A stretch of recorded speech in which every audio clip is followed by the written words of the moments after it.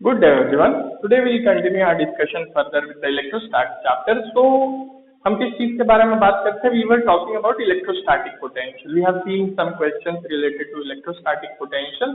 आज हम बात करेंगे electrostatic potential due to a dipole. एक dipole की वजह से किसी एक random point पे क्या electrostatic potential होगा? We will see. So let us start. Electrostatic potential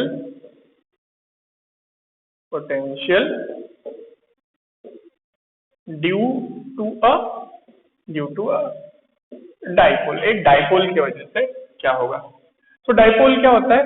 As I have told you, dipole is a pair of equal and opposite charges which are separated by some distance.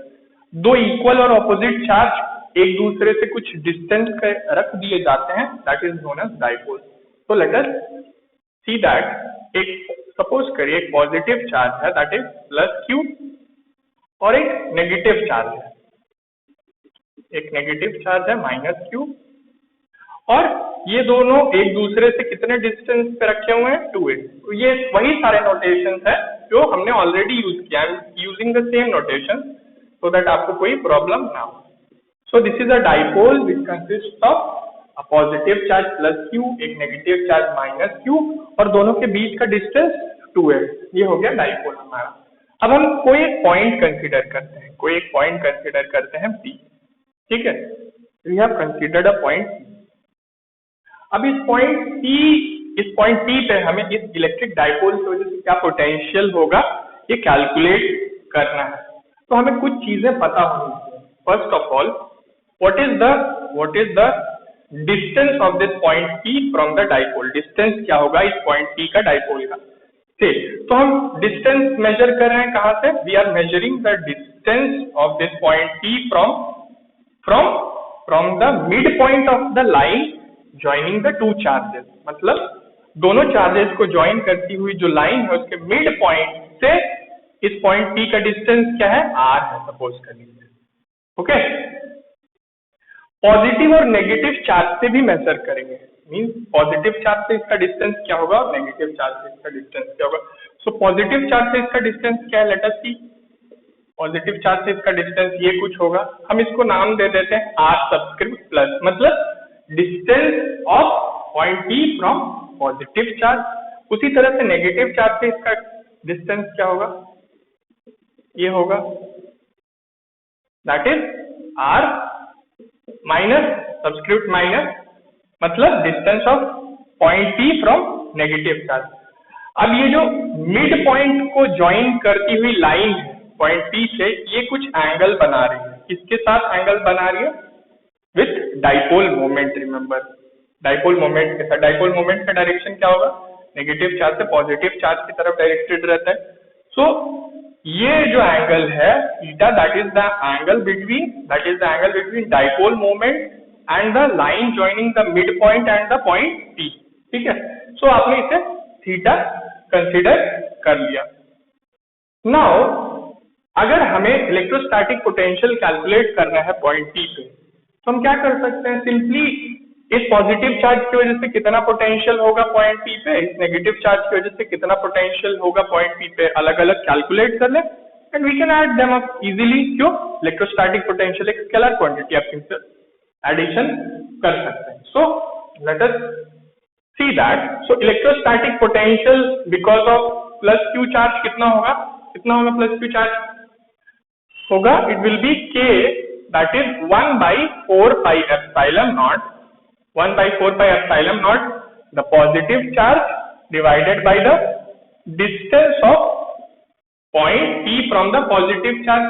ये positive charge की वजह से potential होगा point P पे. Similarly negative charge की वजह से कितना पोटेंशियल होगा? 1 by 4 pi epsilon naught minus Q divided by R minus. जब आप नेगेटिव चार्ज लेंगे तो नेगेटिव चार्ज का डिस्टेंस लेंगे पॉइंट P से उसका पोटेंशियल कैलकुलेट करने के लिए. सो हमने अलग अलग कैलकुलेट कर लिए दोनों की वजह से potential. Now electrostatic potential at point P, Vp represents what? Electrostatic potential at point P is equal to what? electrostatic potential because of the positive charge and electrostatic potential because of the negative charge. दोनों को simply जोड़ दीजिए. So it will come out to be 1 by 4 pi epsilon naught q divided by r plus, और negative sign है तो ये बाहर आ जाएगा. So it will be minus 1 by 4 pi epsilon naught q divided by r minus. So ये simply हमने calculate कर लिया electrostatic potential because of this dipole at point T. अब ये सिंपल एक फॉर्मूला है जो जैसे आप दो चार्जेस की वजह से पोटेंशियल निकाल के सिंपली ऐड कर देते थे वही है. अब we want to convert this formula और we want to make this formula into a special expression. ये बड़े एक्सप्रेशन को हम थोड़ा सुंदर सजा के और अच्छा बनाना चाहते हैं. सो इस केस में it is not possible to further simplify because यहाँ सारी चीजें अलग अलग. अब यहाँ आप क्या सिंप्लीफाई, यहाँ yes we can take q divided by 4 pi epsilon naught आप कॉमन ले सकते हैं. q divided by 4 pi epsilon naught common ले लेंगे बट आप उससे आगे नहीं जा पाएंगे. सपोज अगर मैं इस फॉर्मूले को सिंप्लीफाई करना चाहूं तो क्या हो जाएगा, electrostatic potential at point P is equal to what, Q divided by 4 pi epsilon naught दोनों में कॉमन है, ले लीजिए उसको बाहर. Q divided by 4 pi epsilon naught it will be 1 by r plus minus 1 by r minus. So इससे ज्यादा इस एक्सप्रेशन को अरेंज नहीं किया जा सकता बिकॉज अब क्या करेंगे, you have to find the simplify this thing to get the result.